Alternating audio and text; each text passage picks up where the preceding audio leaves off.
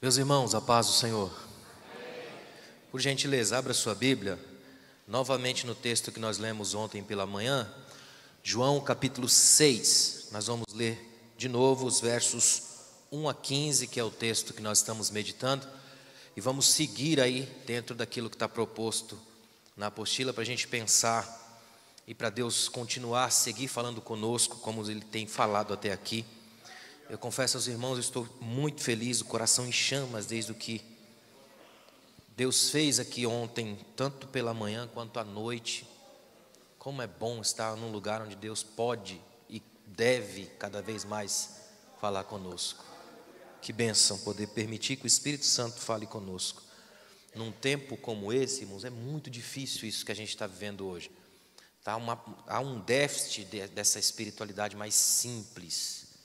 Eu estou falando aqui a partir do ponto de vista de um pesquisador. Estava falando com o Pablo aqui agora. Eu, na academia, eu sou um pesquisador da pentecostalidade, é um conceito criado por Bernardo Campos, um teólogo peruano. E uma das coisas mais impressionantes da pentecostalidade é essa leveza, essa simplicidade.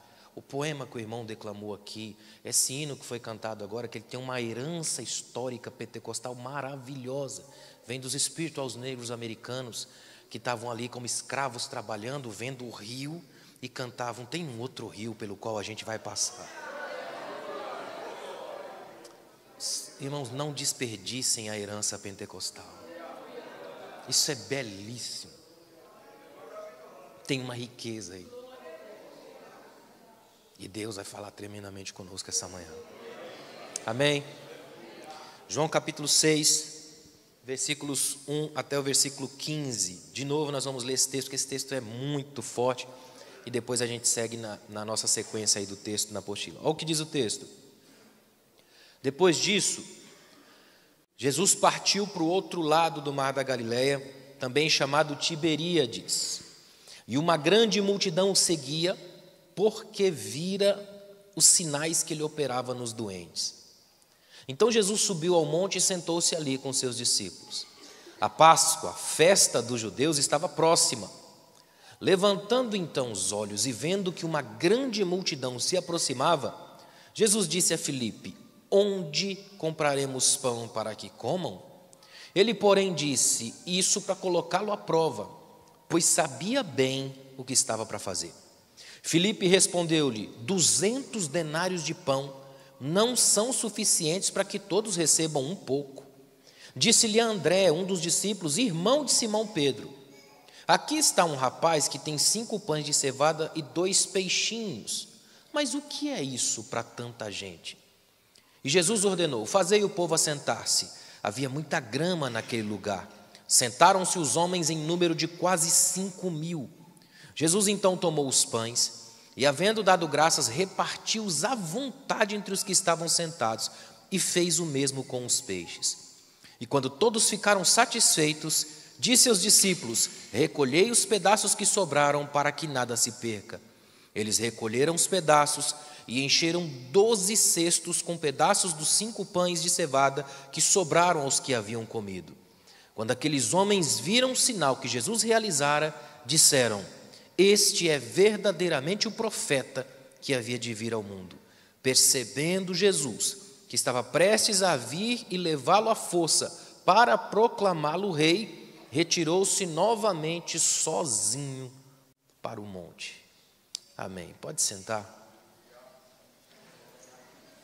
Abra aí a sua apostila, acho que ainda é na página 43, no finalzinho dela, porque ontem na parte da manhã, na minha aula, a gente trabalhou mais a introdução, e agora nesses 2 momentos, tanto aqui até o meio-dia, a gente vai seguir para tentar fechar essa reflexão nesse texto aqui, nessa manhã. Eu estou muito feliz de estar com os irmãos mais uma vez, e eu quero realmente que esse texto sirva, de algum modo, para despertar nossa visão de um serviço de qualidade a Deus, da fidelidade ao servir, que é o que esse texto nas entrelinhas trabalha. Daqui para frente, o que a gente vai trabalhar é muito forte, muito profundo, e eu tenho certeza que se você conseguir prestar atenção, focar o coração no que está acontecendo aqui, muita coisa vai mudar na sua percepção, no seu ministério, na capacidade que você tem de enxergar o jeito pelo qual a gente serve. Porque servir a Deus aqui, eu creio que todo mundo serve. A pergunta é: serve como João ou como Judas? Tem uma diferença aí. Por isso é tão importante a gente começar a mapear as coisas aqui. Eu coloquei alguns pontos para ficar didaticamente mais fácil da gente entrar nesse texto e entender. Olha aí na apostila, o primeiro ponto, ó, aliás, eu coloquei uma pequena frase de transição, ó, vamos fazer refletir sobre a liderança, servidor e o evangelho que Jesus quer ver em nós. Primeiro, Jesus quer ver em nós o evangelho das necessidades urgentes, é uma liderança que vê. Olha o versículo 6 de novo.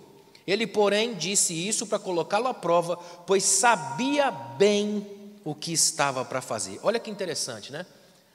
O evangelho das necessidades urgentes, uma liderança que vê, capaz de enxergar. Irmãos, pouca coisa é mais nociva numa igreja do que uma liderança cega.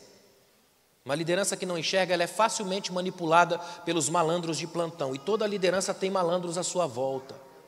Por isso ele tem que ficar muito esperto e tem que enxergar, saber ver, porque senão ele pode ser manipulado pela visão do outro, e a visão do outro é muito complicada. Se Deus te colocou à frente desse projeto, é a sua visão que interessa a Ele. Então é muito importante que se pense sobre isso aqui. Eu coloquei aí, ó, a pergunta de Jesus: onde compraremos pão? Esse é um texto que fala de fome mesmo, de estômago vazio, de gente carente, necessidade, sobrevivência ameaçada. Onde compraremos pão? É a pergunta que sempre se repete, se impõe. Eu fiz questão de colocar uma listinha aí, ó. É a pergunta que está na boca do pai de família preocupado, é a pergunta de quem tem que sustentar os filhos, é a pergunta do desempregado, é a pergunta de quem saiu da faculdade e não consegue emprego, é a pergunta de quem assiste aos telejornais esperando notícias boas, mas elas não vêm, é a pergunta de quem sente a barriga roncar e a cabeça doer. É aqui que a lágrima desce e a alma sangra. Você, como líder de cristão, ainda se lembra de que essas necessidades são reais? A grande maioria dos líderes cristãos hoje, infelizmente, se fecham num nicho evangélico tão blindadinho, bonitinho, acertadinho, que esquecem que as pessoas lá fora sofrem. Tem pastor, por exemplo, que não conhece ninguém na rua da casa dele, ele nunca foi à prefeitura, por exemplo, ele não tem trânsito no bairro, não conhece as políticas da rua, ninguém sabe que ele existe. Vou fazer uma crítica severa a nós mesmos, e eu posso fazer porque eu estou dentro do sistema. Meus irmãos, às vezes você chega num lugar, numa cidade, você passa por uma rua, lá tem rua Padre não sei o quê, hospital Madre não sei das quantas, escola Padre não sei o quê. Aí o crente reclama, acha ruim que o bairro tem nome de padre, o hospital tem nome de padre, aí ele quer mudar e tal, mas ele nunca para raciocinar por que o hospital, o bairro e a rua tem nome de padre. É porque esses padres aí trabalharam a vida inteira por essa causa. Eles ajudaram tantas pessoas que quando eles morreram, as pessoas protestaram. Eu não queria que ele morresse, mas nós vamos deixar o nome dele como memória por tanto que esse homem, essa mulher fez por nós. Qual dos nossos pastores morrendo hoje vira nome de rua amanhã porque o povo gostava dele?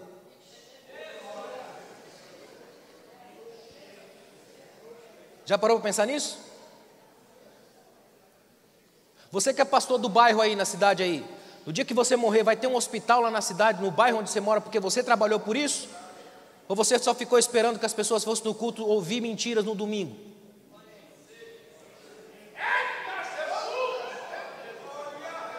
O povo ainda tem fome, o povo ainda tem necessidade, e somos nós que Deus colocou aqui para sanar essas necessidades do povo. Deus sabe mais da necessidade do povo do que a gente tem capacidade de admitir que ela exista.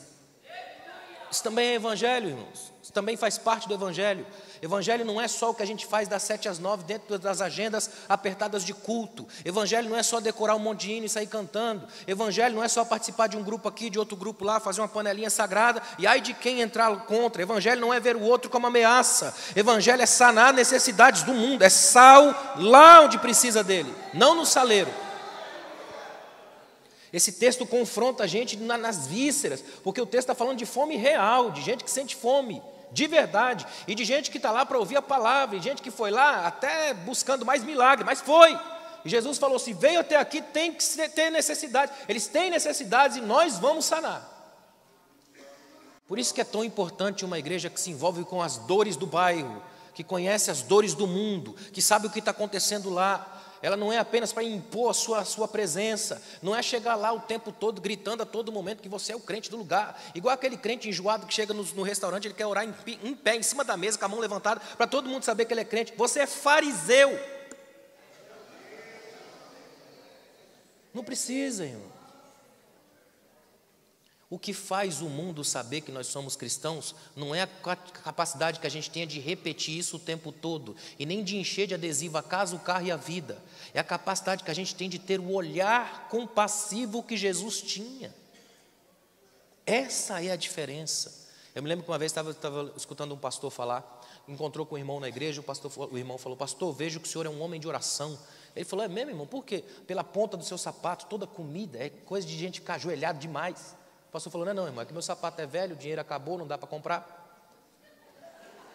Ele disse: na verdade, um homem de oração não é reconhecido pela ponta do sapato e nem pelo joelho rasgado. Ele disse: isso é coisa de quem finge bem. O homem de oração é visto pelo jeito como ele abraça as pessoas, pelo jeito como ele toca as crianças, pelo jeito como ele entra no hospital, pelo jeito como ele serve comida ao aflito. Olha no texto, ó. No texto de João, Jesus convoca os discípulos a pensarem sobre esse problema concreto. Jesus convoca os discípulos para que proponham soluções. Jesus estava chamando-os à prática da vida, ao evangelho que fala ao corpo e não somente à alma. O que Jesus está propondo é muito sério, está dizendo para os discípulos: pensem que existe uma outra forma de também tocar o coração das pessoas, que elas precisam se vestir, elas precisam comer, que tem um outro jeito de tratar as pessoas, que o evangelho que eu trouxe aqui essa manhã, que eu quero pregar aqui essa manhã, não é o evangelho do Deus que te dá, é o evangelho do Deus que te ajuda a ser. O evangelho que eu creio de verdade, que eu acho que tem que estar na mente do líder, é aquele que quando ele entra no coração da gente, ele nos melhora. Você se torna melhor pai, melhor mãe, melhor filho, melhor filha, melhor marido, melhor esposa, porque esse evangelho muda o nosso jeito de se portar na vida. É inadmissível que o cristianismo, dentro das nossas igrejas, ainda haja preconceito, ainda haja pastor, irmão, obreiro, que cai no espírito no culto e cai de tapa na esposa em casa. Onde isso cabe, irmão? Para você que está aqui hoje e anda batendo na sua esposa, existe uma lei, Maria da Penha e cadeia para você. Não dá para bater nem na noiva de Cristo, que é a Bíblia, a lei Maria da Penha do céu. É bom saber de uma vez por todas que a igreja e o evangelho que a gente prega não nos torna apenas bichos de templo que funcionam dentro de esquemas pré-determinados e de perguntas adestradas de igreja. A coisa também acontece lá fora, quando a gente vai na vida, quando a gente olha para as pessoas, quando sabe que elas existem e que transita com elas pelo mundo. Quer ver? Vamos fazer um exercício rápido. Imagine hoje que você está aqui agora e você trabalha numa empresa e de repente a empresa hoje te manda um e-mail ou te chama para uma reunião e avisa: olha, você vai ter que mudar de cidade, porque nós precisamos de você numa outra cidade aqui. Imagina que você vai ter que mudar daqui. Aí você avisa para os seus amigos lá na rua, para os vizinhos: ó, eu vou embora da cidade porque a empresa está me levando para lá. A pergunta que eu faço é: os vizinhos da rua vão conversar com você, vão chorar, vão fechar a rua para você não ir, porque você é a luz do lugar, você é uma bênção lá, ou eles vão falar: graças a Deus esse crente vai vazar daqui?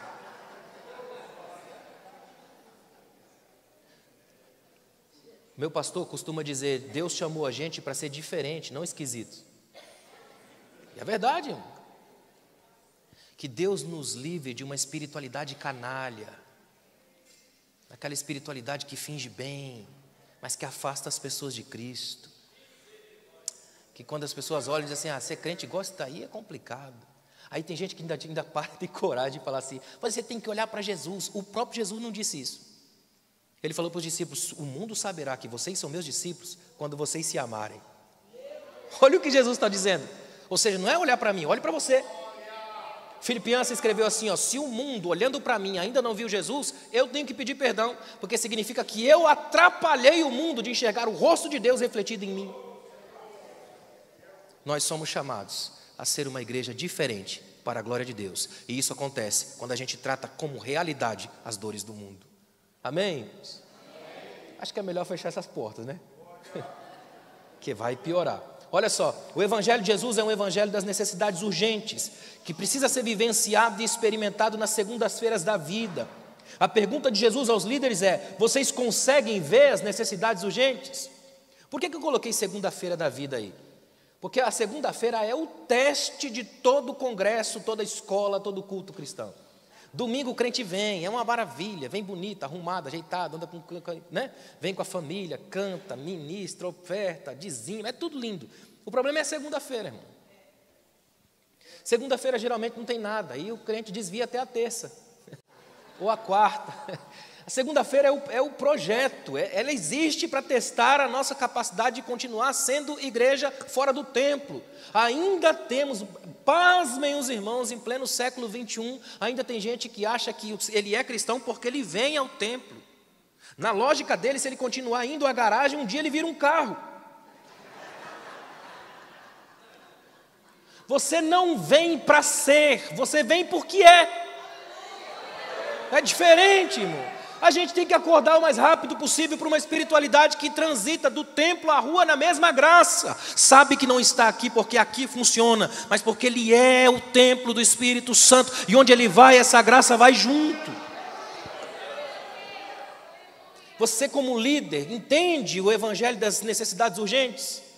O que você faz lá na sua igreja, nesse nível aqui, ó, de permitir alguma coisa, de lidar com gente, de transitar com pessoas, de pelo menos não sabotar quem quer fazer, porque o pior não é o líder que não faz, é o que sabota quem está fazendo.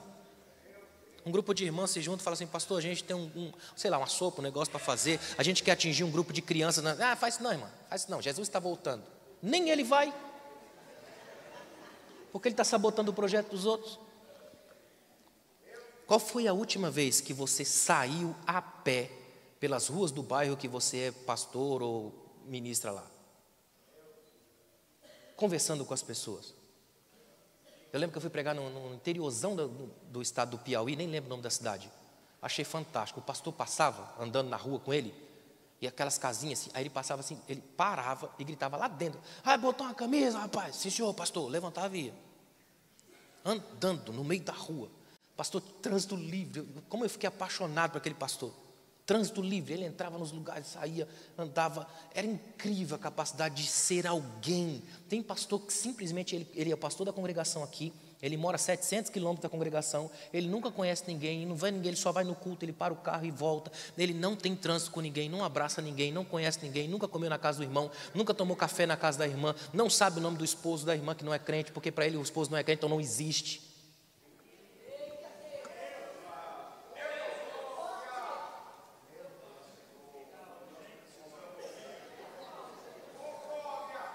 Os líderes cristãos das nossas igrejas, não muito tempo atrás, não eram conhecidos como grandes pregadores. Eles eram os reis da visita. É ou não é? Eles tinham uma agenda de visita fantástica. Eles conversavam com as pessoas, eles iam nas casas, eles tinham trânsito entre eles. Eles faziam um ciclo fantástico, eles pegavam aquela criança, apresentavam a criança aqui, o mesmo pastor batizava o menino, o mesmo pastor casava a criança e depois apresentava o filho daquele lá, não é?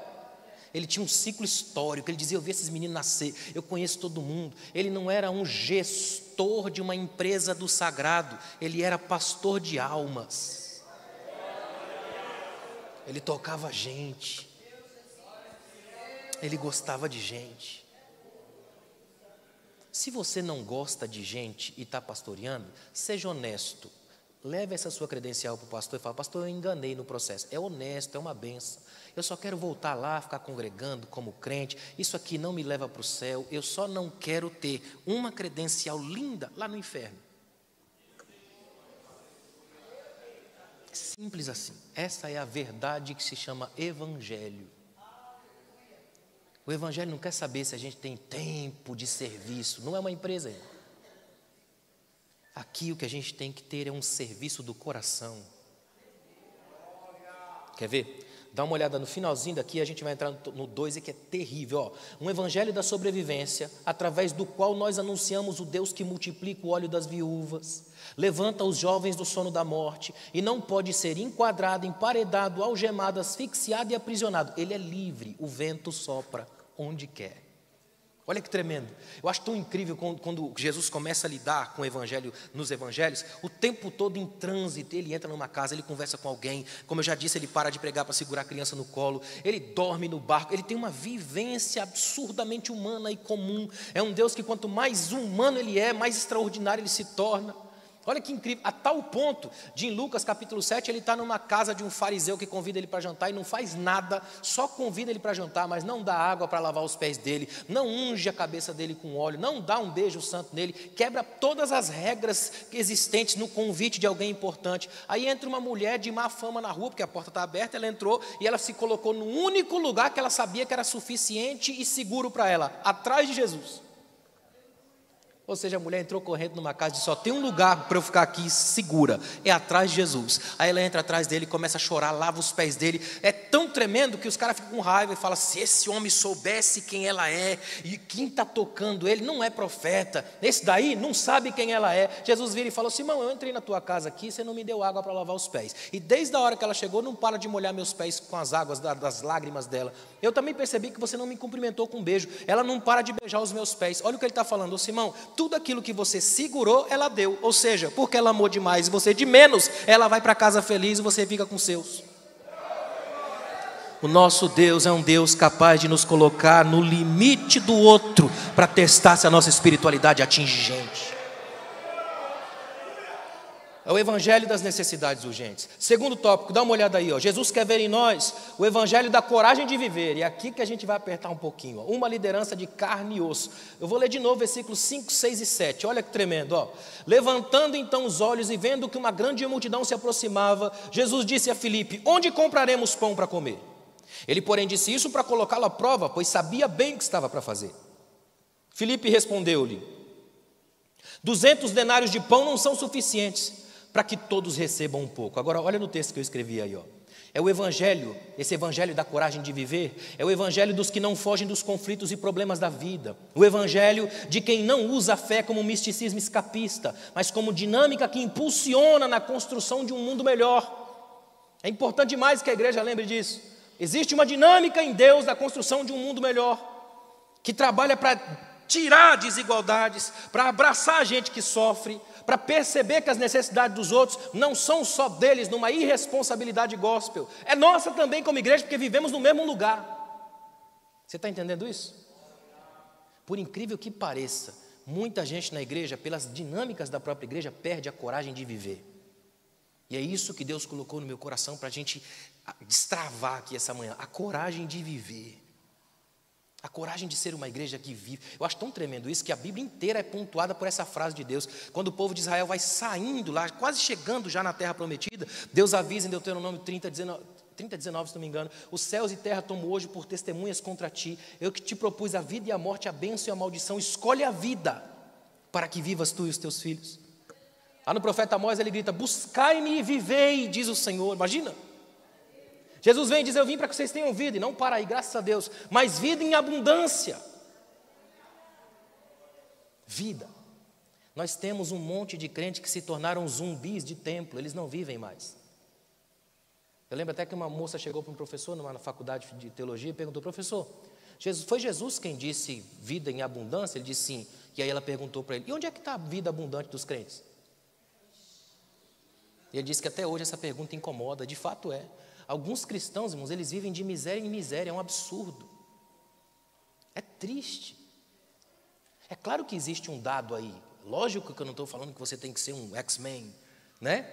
Mas existe uma coisa perigosa, é quando a vida se torna só essa coisa maçante, essa rotina. Brian Tracy disse que a rotina e o túmulo são iguais, a diferença é a profundidade. Quando você entra na rotina, você já está morto. Alguns casamentos de líderes são uma tragédia. Eu tenho ministrado esse Brasil todo e até fora do Brasil, em alguns encontros de casais, porque Deus comigo é meio teimoso, só porque eu não queria, Ele me colocou. Aí comecei a ministrar em encontros de casais e quando pensei que não, já estava falando um monte. E o que eu mais tenho visto em encontros de casais é exatamente esses casamentos medíocres, que entram na zona cinzenta do tanto faz. É absurdo. O beijo maravilhoso vira um selinho miserável de oi e tchau. É tão estranho, fica aquela tensão, aquela coisa maluca, e o cara olhando para a mulher do outro. E aí eu costumo dizer uma frase nos encontros de casais, que eu vou dizer aqui só para te provocar: tudo aquilo que você procura na mulher dos outros, os outros encontram na sua. Vai, fica olhando, fica olhando.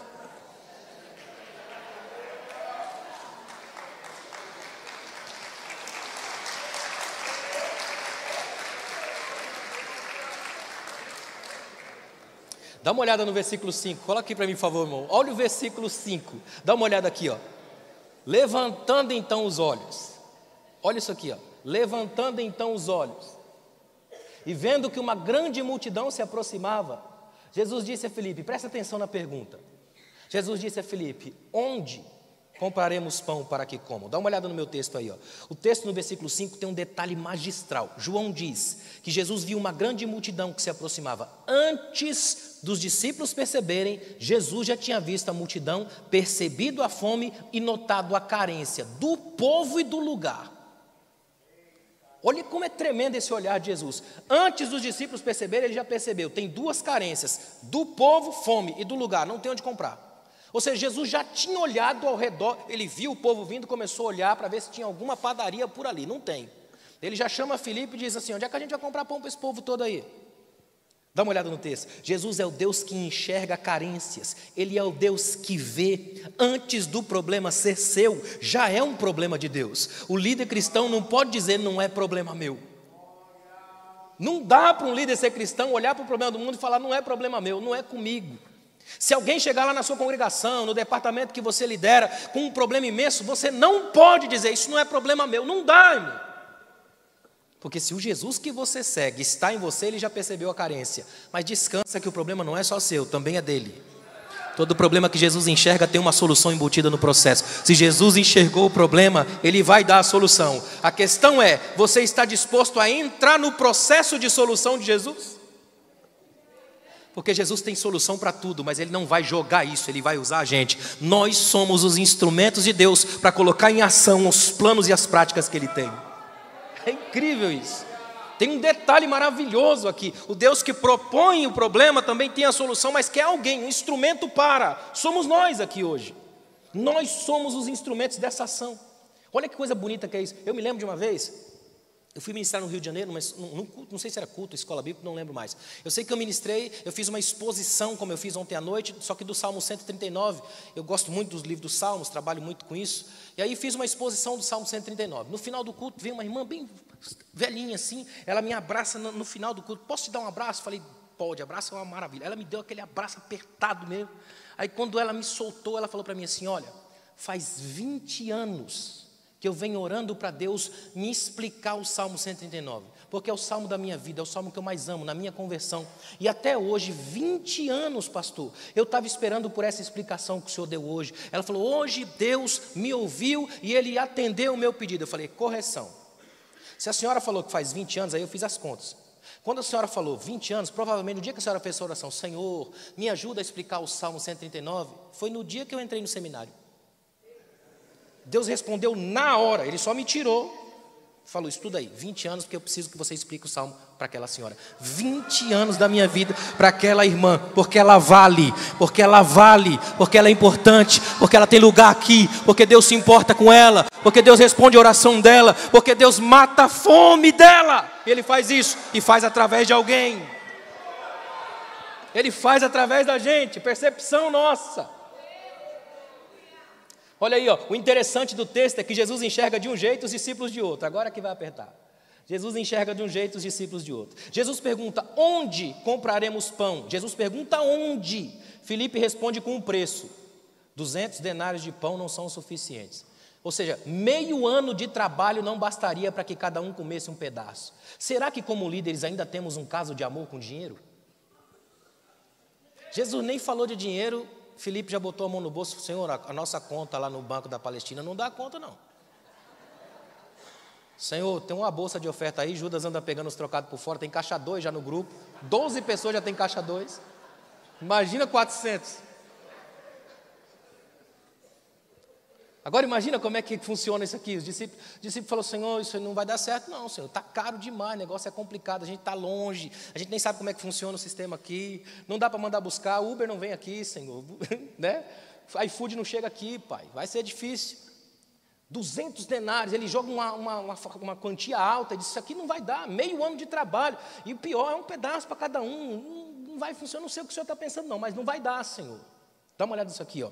Filipe confessa sua impotência não há o que fazer, não há horizontes. Para Filipe, ainda que tivessem esse dinheiro, não bastaria para solucionar o problema por completo, apenas daria para enganar a fome, um pedaço para cada.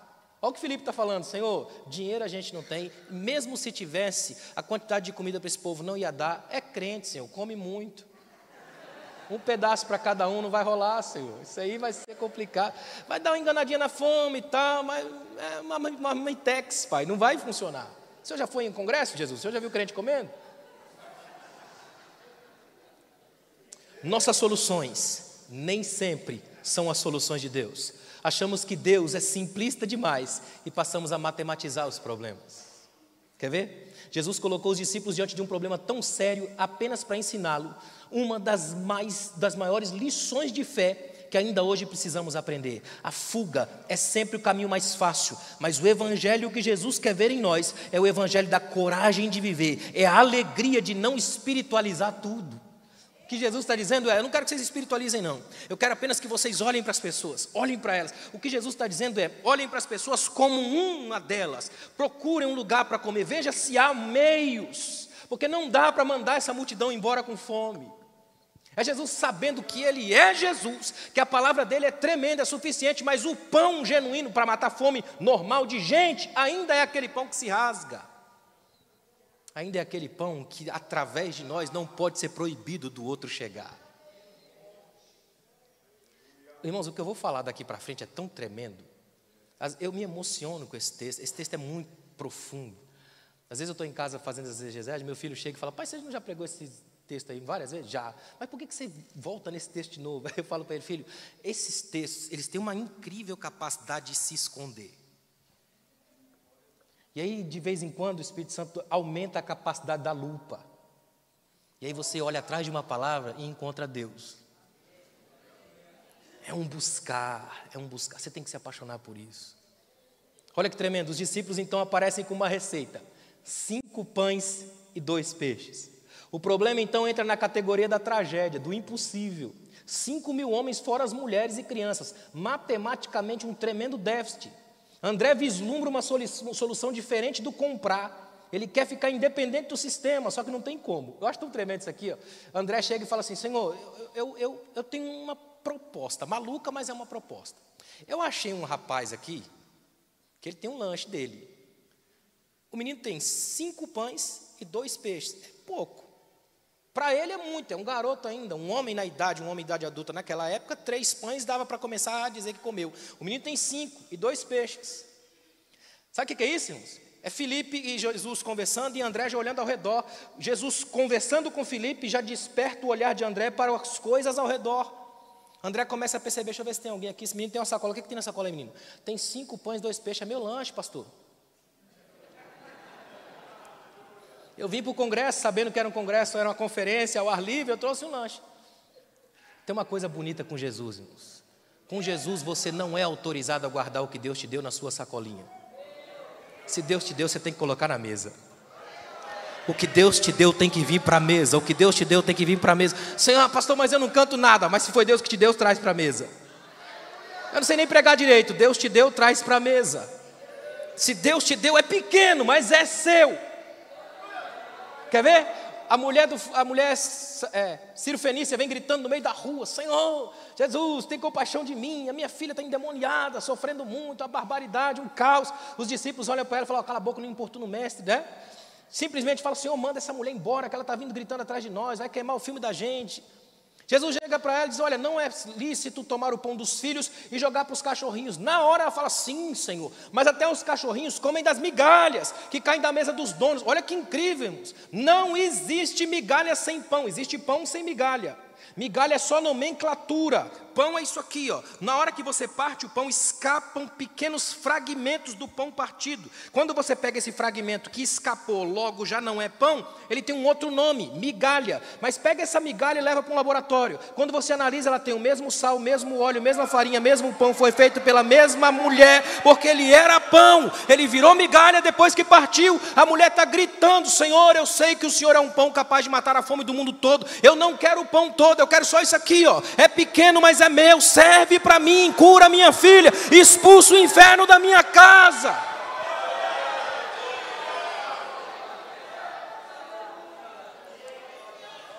Não interessa se o que Deus te deu é pequeno. Coloca na mesa. Coloca na mesa, porque Deus é capaz de matar a fome do mundo inteiro, se a sua fé for grande o suficiente para entender que o que Deus te deu não é seu, é dele. Olha no texto aí, ó. Eu gosto da estranha ironia do texto. Tem uma estranha ironia do texto. O lanche de um rapaz anônimo. Vamos ver o rapaz? Versículo 9. Olha o versículo 9, ó. Dá uma olhada aí. Aqui está um rapaz que tem 5 pães de cevada e 2 peixinhos. Os peixinhos aí já é a linguagem do próprio discípulo, já é diminutivo. Ele está falando assim, ó, é pouca coisa, é 5 pães, uns peixinhos lá, uma coisinha assim. Mas o que é isso para esse povo todo? Eu gosto da estranha ironia do texto. O lanche de um rapaz anônimo, aquilo que ninguém apostava, é o motor de um grande milagre. Deus não precisa da nossa opinião, Ele busca o nosso envolvimento. Deus não quer saber se você é mestre em matemática. Deus não quer saber se você é capaz de fazer a conta certinho. Senhor, se a gente dividir aqui, dá uma molécula para cada um. Ele não quer saber disso. O que Ele quer saber é se você quer dividir. Quer dividir? Quero, Senhor. Então me dá aqui. Escute o Espírito Santo dizer isso para você. Você quer dividir o que eu te dei? Quero, Senhor. Dá aqui para mim. Você quer fazer a minha obra do jeito que eu falei para você? Eu quero, Senhor. Então dá aqui, ó. Devolve para mim. A gente tem uma mania ridícula de achar que a gente pode tutoriar o sagrado. Na hora que a gente vai orar, a gente faz isso, Senhor, se o Senhor fizer assim, porque o Senhor não faz assim, age assim, né? Tutoria de Deus. Imagina a gente dando um jeito de explicar para Deus como ser Deus, sendo que a gente é humano, não faz a menor ideia do que é ser Deus. Aí vem o Espírito de Deus e fala assim, quanto você tem? Senhor, 5 pães, 2 peixinhos, traz para mim. Sabe o que eu acho mais incrível? A lógica de Jesus é tão tremenda que em nenhum lugar no texto, você pode pegar a versão que você quiser, em nenhum lugar no texto Jesus diz assim, ó, é só isso. Jesus também não diz assim, bom, deixa eu pensar um pouco aqui, deixa eu analisar as possibilidades. Jesus também não diz assim, quem de nós aqui é o mais inteligente? Tem Mateus aí, tem Judas, chama aqui para a gente fazer uma comissão e ver se vai dar para funcionar esse negócio. Nada disso. O que Jesus faz é tão tremendo. Olha o texto, Jesus, versículo 9, aí dá uma olhada no versículo 10. E Jesus ordenou, direto, e o texto de João ele é escrito direto, sem uma falha, uma falta do 9 para o 10, é direto. É tipo assim, ó, Jesus fala para Filipe, onde é que a gente vai comprar pão? André já chega do lado e fala, Senhor, tem um rapaz aqui, tem 5 pães, 2 peixes. Jesus não fala só isso, ele simplesmente fala assim, manda o povo sentar. Olha que incrível. Manda o povo sentar. Vamos colocar ordem no caos. Todo mundo ali parado. Vamos botar o povo para sentar. Ou seja, o que os discípulos provavelmente não queriam é o que tiveram que fazer. Trabalhar. Vai dar um trabalho, irmão, juntar esse povo todo, sentar esse povo todo, distribuir pão para todo mundo. Ainda vai ter que recolher o que sobra. Dá trabalho, irmãos. Interessante que lá no Éden, antes de Deus dar uma esposa para Adão, Deus deu trabalho para ele. Porque tanto no ministério quanto no casamento, quando o homem não trabalha, ele dá trabalho, ele vira um problema. Por isso que mulheres que casam com moleques nunca crescem. Nós hoje temos muita gente no ministério que não trabalha, que dá trabalho, que destrói trabalhos dos outros, porque ele está no ministério não porque ele foi chamado, mas porque ele quer o status de estar no ministério. A gente ainda tem isso, gente que está no ministério se acha o máximo porque está no ministério. Que diferença faz, irmão? Se a gente soubesse passar pelo teste de Moisés, nenhum de nós subiria aqui tranquilos. Por isso que os puritanos diziam que o púlpito existe para 2 motivos: segurar as pernas trêmulas do pregador, ou o pregador se segurar se sentir que vai desmaiar. Deus chega para Moisés e diz para Moisés, bota a mão no peito, ele põe, tira a mão do peito, branca de lepra, imagina o susto. Deus vai e fala de novo para Moisés, coloca de novo a tua mão aí, ele coloca a mão leprosa no peito, Deus fala, tira a mão, quando ele tira ela está branca, novinha, limpa, nem lepra nenhuma. Aí o crente fala, glória a Deus, o Senhor curou. Não, irmão, só deixou guardada. Olha onde essa lepra está. Quem é que nós somos aqui hoje? Nós não somos experts, extraordinários, homens que chegam e fazem. Nós somos um depósito de lepra sob controle. Se Deus tirar a graça, a gente infecta todo mundo. Você não canta porque você é bom, você não prega porque você é a mulher, você não é o apóstolo, bispo, vice-deus, você é pó. A gente só está aqui hoje porque a graça nos sustenta. A gente só está aqui hoje porque a mão de Deus ainda segura a nossa vida. A gente só está de pé porque Deus ainda é o Pai da nossa casa e das nossas causas. Nenhum de nós é bom o suficiente. Olha que coisa tremenda, dá uma olhada aí no texto. Ó. O menino é pobre e seu alimento de baixa qualidade, é pão de cevada, ainda tem isso. Não é nem o de trigo, é pão de cevada. Olha que incrível. O menino é pobre, seu alimento de baixa qualidade. Para a refeição de um adulto eram necessários pelo menos 3 pães. O menino tem pouco, mas o pouco que ele tem está disponível. Olha que maravilha. O que adianta, olha para mim, o que adiantaria eu trabalhar, estudar como eu estudo a vida inteira e ficar guardando isso para mim? Faz sentido? O que adianta você ser o expert da coisa, mas não está disponível nunca? Até porque para te chamar tem que fazer toda uma coisa. Tem irmão na igreja que ele acha realmente que para o pastor chamar ele para pregar aqui, tem que estender um tapete vermelho, tem que trazer água de cristal, das fontes cristalinas de Jerusalém para o indivíduo, tem que segurar ele no colo, 4 irmãos levantar o púlpito aqui para ele poder pregar, aquela coisa toda, e ai de quem olhar contra, pelo amor de Deus, irmão, está chato. Não tem chita, esses caras são chatos. Tudo o que Deus nos chama é para abraçarmos a simplicidade. A simplicidade atrai a glória de Deus. É tão maravilhoso isso. Por exemplo, o meu orientador no mestrado, ele tem 2 PhDs. Pós-doutorado, é uma sequência do estudo, pós-doc. Um deles em Princeton, nos Estados Unidos. Conhecimento assustador, absurdo, mas uma simplicidade que chega a constranger. Eu conversando com ele, eu falei, professor, sabe o que eu mais amo no senhor? Essa capacidade tua de ser piadista. Do nada ele arruma uma piada e ri sozinho. É incrível. Se você vai na cidade dele, ele é pastor de uma igreja, com mais ou menos uns 80 membros. Aí eu falei, meu Deus, eu estou passando na rua da cidade, é literalmente um salão.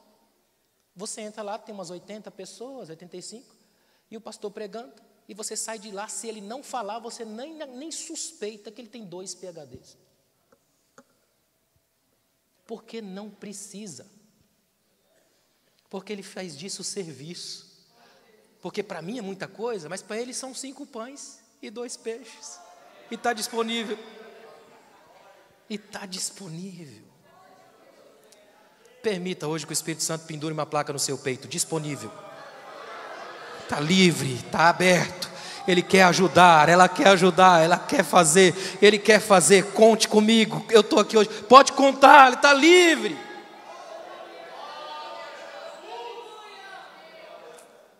Dá uma olhada aqui, olha que tremendo, olha que lindo. Jesus estava ensinando aos discípulos e a nós. Anota aí, olha que tremendo. Jesus estava ensinando aos discípulos e a nós que o problema não era deles, era dele. É bom lembrar que quem viu o problema primeiro foi Jesus, não Filipe. É a sagrada pedagogia de Jesus. Todo aquele que abraça o evangelho da coragem de viver, torna-se aluno do mestre da vida. É Jesus dizendo para os discípulos, fui eu que vi primeiro, não foram vocês. Sou eu quem estou abençoando vocês. Eu sei o que eu vi, eu sei o que dá para fazer. A única coisa que eu peço para vocês é, o que é que vocês têm aí? 5 pães, 2 peixes, traga. Coloca na mesa, põe aqui. Simples assim. Sabe quando Deus fala com você, e às vezes você pensa, não, eu preciso de uma coisa maior, eu preciso de uma coisa que seja tremenda. A gente faz isso direto. Pedro fez isso. Imagina comigo isso aqui, ó. Pedro está lá com os discípulos no barco, uma tempestade, aquela tribulação, e naquela época era muito mais sério para um pescador no barco, uma tempestade. Os pescadores acreditavam em várias histórias, como por exemplo de Ian, o deus dos fundos dos mares que vinha para pegar os pescadores. Imagina os mitos e as lendas, e eles ali tremendo de medo. Em vez de Jesus chegar de longe e falar, gente, estou indo aí, piora a situação, ele vem andando em cima da água. Irmão, se você já acreditava num fantasminha, você vê um, imagina, ele está vendo Jesus andando sobre as águas, aí começa um caos generalizado, uma angústia, aí Pedro faz a única coisa que Jesus não queria que Pedro fizesse, porque Jesus se aproxima do barco e diz 3 frases, coragem, não temas, sou eu, só isso, isso era para bastar, para você falar, o mestre está vindo, é o mestre, e se ele está vindo sobre as águas, acabou o problema. Só que o que é que Pedro faz? A mesma coisa que a gente. Pedro diz para Jesus lá do barco, a única pergunta que Jesus não gostaria de ouvir, porque tinha ouvido primeiro lá no deserto, na tentação pela boca de Satanás, se tu és o filho de Deus. Agora vem Pedro e grita, se és tu.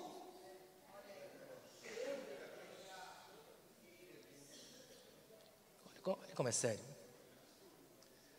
Eu acho tão tremendo que aí Pedro fala assim, Senhor, se és tu mesmo. A lógica agora não é só faz um milagre, é deixa eu ser o milagre. Deixa eu ir contigo até as águas. Aí esse mesmo, olha como ele não muda, o mesmo Jesus. Lembra, quem estava aqui ontem à noite? Lembra que Jesus só chegou na casa, não fez alarde nenhum? A mesma coisa Jesus faz aqui, ele só fala só isso aqui, ó, vem. E agora para descer do barco? Problema seu, você que propôs. Imagina, Pedro treme do pé da cabeça, e agora, vou botar o pé na água ou não vou? Ele coloca o pé na água, é o primeiro homem a literalmente andar na dimensão do sagrado, onde as leis da física não importam nada. Ele simplesmente começa a andar, dá um passo, dois, aí a Bíblia é tão espetacular e ela é poeticamente assustadora. Diz que o vento soou forte, ou seja, o vento passou aqui no ouvido de Pedro e falou, dá uma olhada. Pedro olha, o barco está ali, os irmãos com o olho esbugalhado, Jesus na frente, e ele no meio do mar, literalmente afunda. Ele começa a perceber que ele não é nada, que ele não é ninguém, que é muito difícil chegar nesse nível. Aí ele faz a única coisa que já deveria ter feito há muito tempo. Senhor, socorre-me. Foi mal, Senhor, eu tentei, mas não deu, Senhor.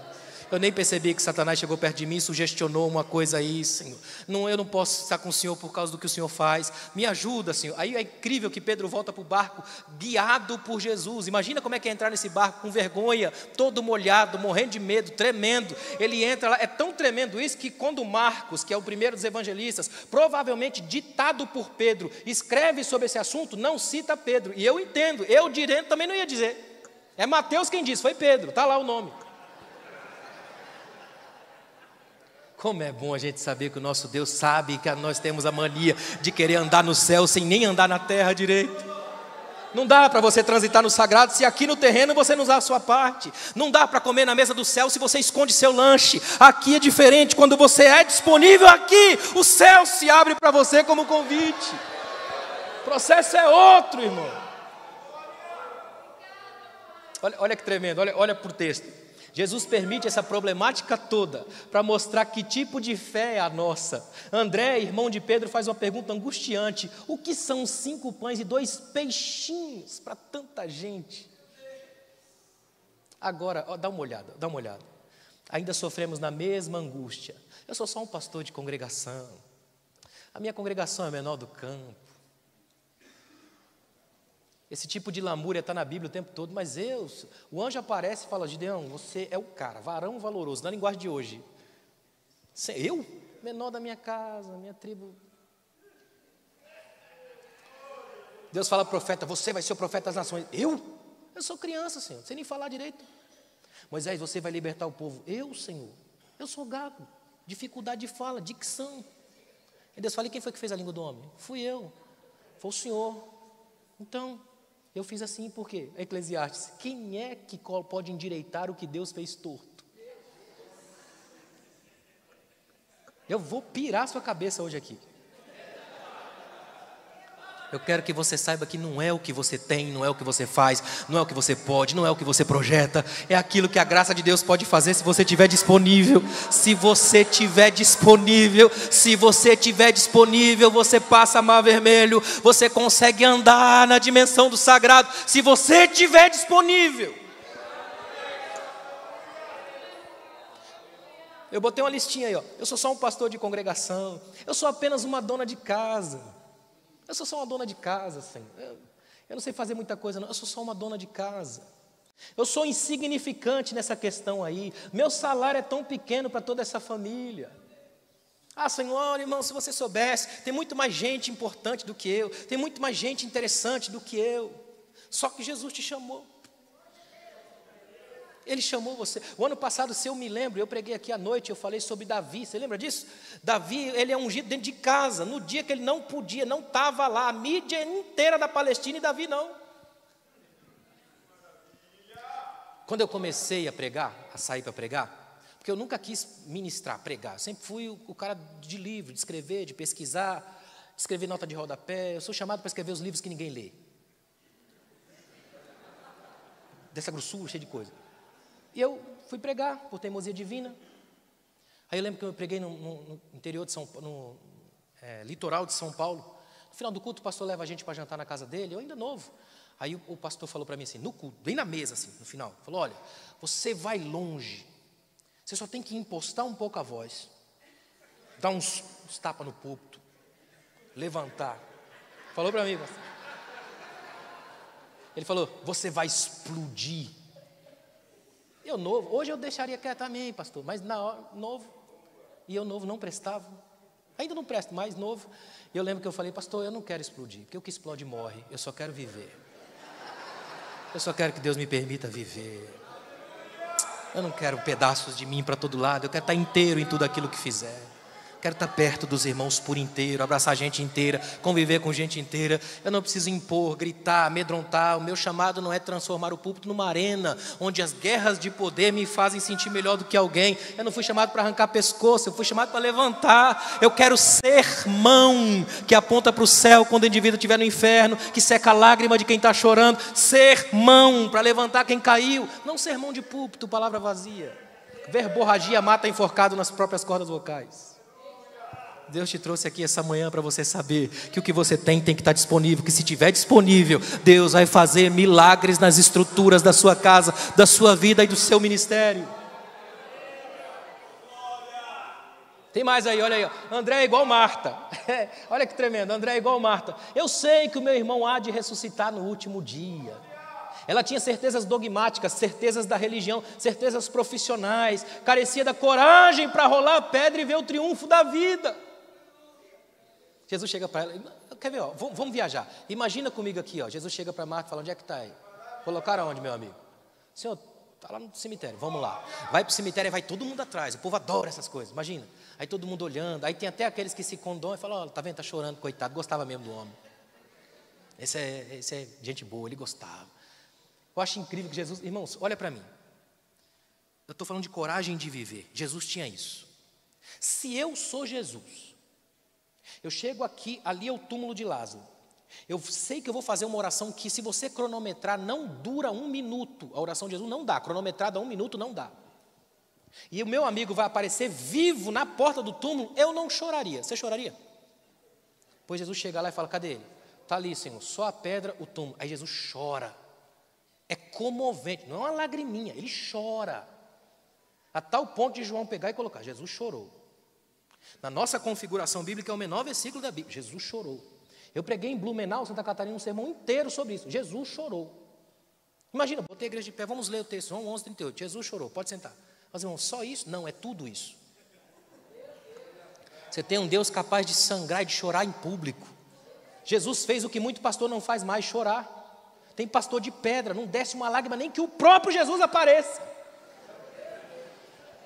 É triste, irmão. Agora imagina, Jesus chega lá e diz assim, ó, Senhor, eu te agradeço, o Senhor sempre me ouve, mas é por causa desse povo aí, ó. Lázaro, ele aparece, vivo. Só que antes disso, Jesus encosta na irmã Marta. Onde é que vocês colocaram ele? Ali no cemitério da paz, Senhor. Vamos lá. Aí vai no jardim Shalom, né? Chega lá no cemitério, Jesus fala assim, tira a pedra, Senhor, não dá não. Complicado, se a gente tirar a pedra, já cheira mal, 4º dia, acabou, as possibilidades místicas aí já foram esgotadas, a visão deve ser complicado, não dá para fazer isso. Mas olha, Senhor, eu sou crente, eu estou na escola dominical, participo do EBL, eu sei que ele há de ressuscitar no último dia. Gabaritou a irmã Marta. Ela quase tem diploma de básico em teologia. Eu sei que ele há de ressuscitar no último dia. Aí Jesus fala para ela, só acredita em mim. Acredita em mim.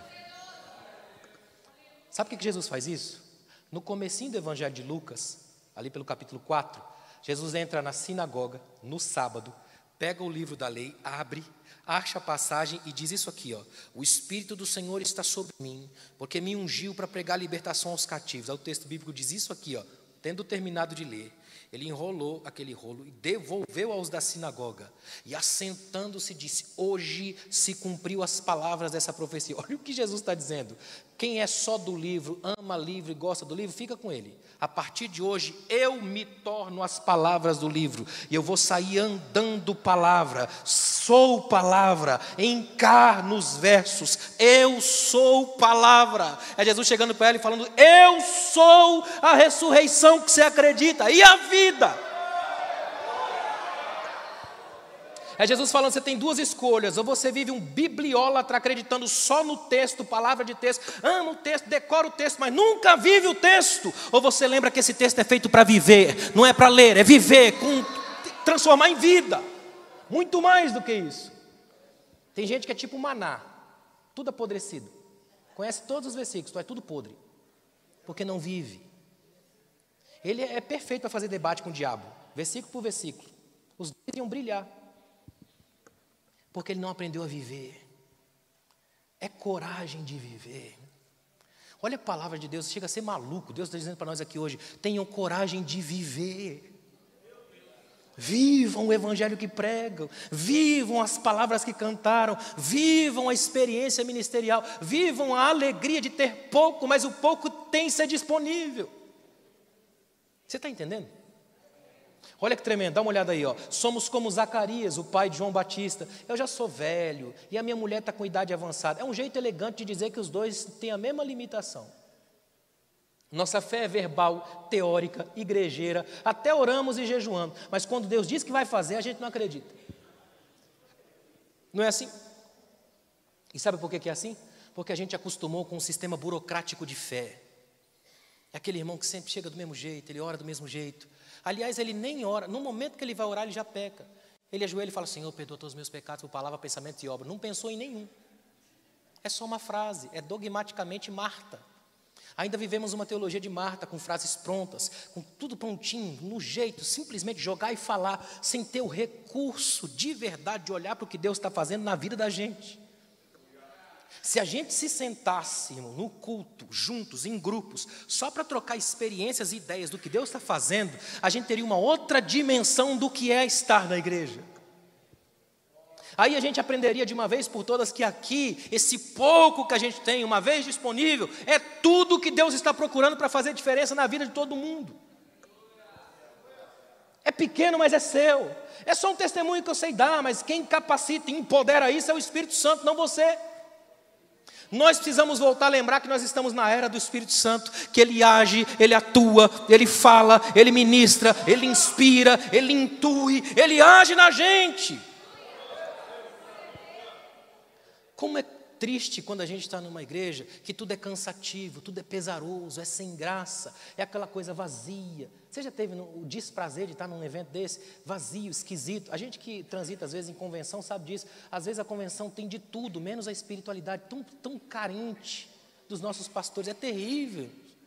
Vou até deixar uma dica para vocês aqui, ó. Quando o pastor de vocês estiver, os pastores de vocês estiverem na convenção, fiquem em oração por eles. Porque é terrível. É terrível. Agora até diminuiu, porque agora não tem mais CD para dar, porque quando o pastor ia, né, convenção, vinha pregador e cantor, dava tanto CD para o pastor que ele voltava com uma caixa de CD para cá. E todo mundo querendo fazer um capitalismo maluco funcionar a todo momento. É gente de tudo quanto é lugar, todo mundo é gênio, todo mundo é santo, todo mundo prega, todo mundo canta. Não tem ninguém que foi lá para dizer, olha, eu estou aqui porque eu preciso de ajuda, de apoio dos irmãos. Era para ser um lugar para a gente se encontrar, e a gente se abraçar e um ministrar sobre o outro. E a gente sair de lá com uma densidade espiritual tão profunda, que quando chegasse na volta aqui, a igreja sentisse o impacto. O pastor chega na volta aqui à beira do colapso nervoso. Sabe por quê? Porque nós burocratizamos o reino.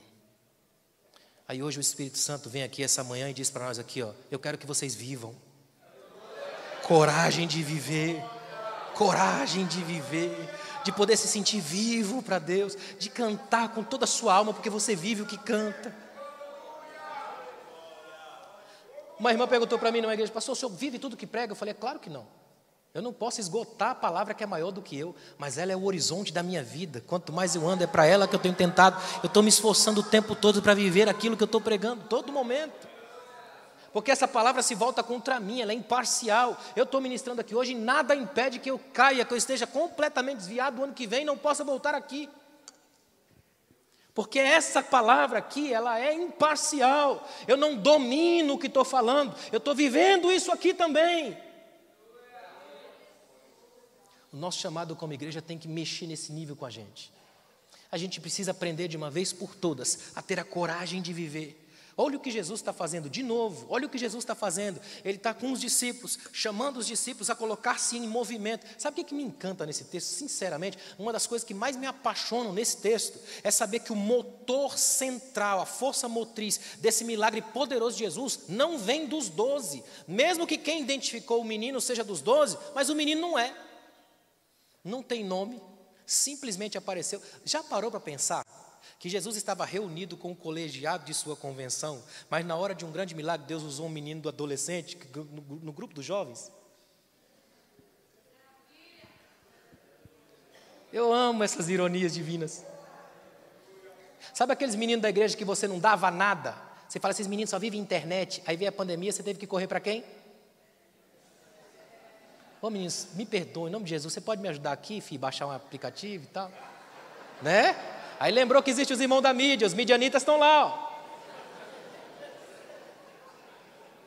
Nunca desperdice o pouco de alguém do seu lado, porque se tiver disponível, irmãos, Deus vai usar.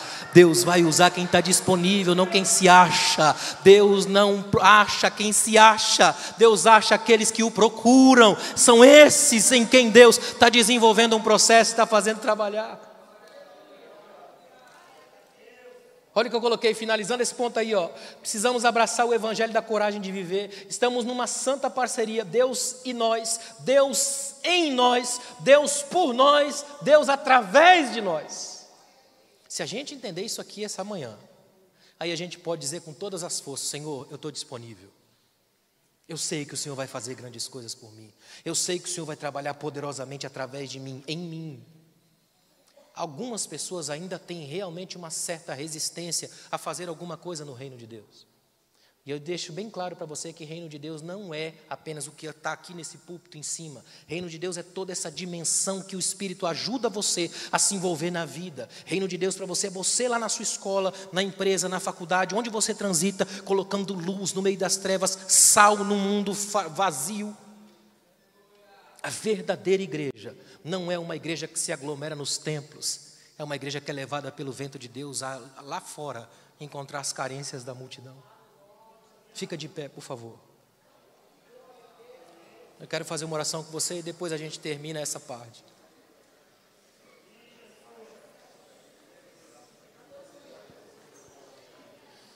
Eu queria te propor aqui hoje um desafio. Eu quero propor um desafio a você essa manhã, para a gente encerrar essa primeira parte aqui. Se você sentiu de verdade, lá no seu coração, Senhor, Deus está falando comigo, é pouco, mas Ele está disponível. Eu quero que você se torne disponível e venha até aqui à frente, eu quero orar com você. Senhor, é pouco, mas é teu. É pouco, Senhor, mas está disponível. É só uma coisinha, mas eu vou colocar na mesa, Senhor. Eu sei que a multidão está com fome e o que eu tenho é pouco, mas eu vou trazer. Eu sei que a multidão está faminta, desesperada, o inimigo tem agido como nunca, mas eu estou aqui, eu estou vivo, eu tenho pouco, mas é teu, Senhor. Eu estou trazendo para o Senhor. E quanto a isso, não há idade, não há habilidade, o que há é a disponibilidade. Seja disponível para Deus. Você tem a noção de que você pode ter vindo aqui do jeito que você está hoje, pela última vez? A história da igreja Assembleia de Deus é repleta de gente que veio como vocês à frente num dia de manhã e nunca mais foi o mesmo. Pode ser a última vez que você é assim. Deus pode estar te trazendo aqui hoje para revolucionar uma mudança na sua vida tão poderosa que você vai voltar para lá tendo alguma coisa para dar para o povo. Você vai voltar para lá tendo palavra no coração, tendo fogo na mente, na alma.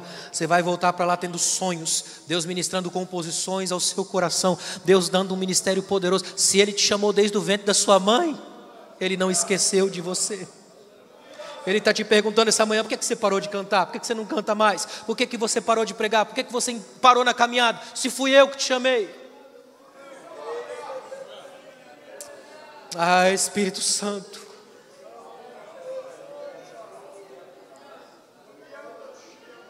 Ele está machucado, Senhor, ele está ferido. Ele cansou da hipocrisia, cansou do sistema.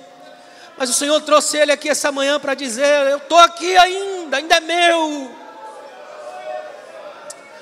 E eu quero te usar, eu quero você. A tua filha está aqui, Senhor, porque não suporta mais. Ela vem aqui porque ela quer fazer diferença, ela quer ser usada, ela quer colocar-se à disposição, Senhor. Ah, Pai, nós estamos aqui como meninos e meninas disponíveis, que tem pão e peixe, mas são teus. Está na mesa, está aqui, Pai. E o mundo tem fome, Londrina tem fome, precisa desses irmãos. Empodera eles pelo teu Espírito, empodera elas pelo teu Espírito, Pai. Que esse campo aqui veja como nunca um exército poderoso de homens e mulheres cheios da tua glória, capazes de fazer mudanças, cheios da coragem de viver, Pai. Faz gente sair daqui viva, pregando pela vida, cantando com vida, com alma. Ah, Pai, derrama quebrantamento espiritual, renovo espiritual, avivamento, saúde espiritual para quem está vivo e doente, e vida espiritual para quem está morto aqui dentro, Pai. Sacode os túmulos, as estruturas, traz vida, sopra recomeços. É tempo de viver, é coragem de viver, Pai.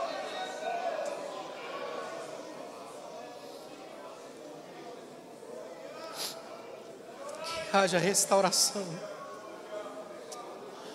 que esse casamento volte a ter vida, que os filhos voltem para casa, onde o Senhor chega, Pai, o mal não se cria. Destrava esse ministério, Senhor. Faz esse povo entender que o que está em jogo aqui, Senhor, é vida e morte. Muita coisa nova está vindo, Senhor. E o vento do avivamento está soprando, está soprando, está soprando. Obrigado por essa manhã, Pai. Eu quero te agradecer por cada homem, cada mulher que veio aqui à frente. Só o Senhor sabe o que é que está acontecendo nesse coração. E só o Senhor sabe o que vai fazer na frente. Obrigado, Pai, por essa manhã. Em nome de Jesus. Que Deus te abençoe. Daqui a pouco a gente volta.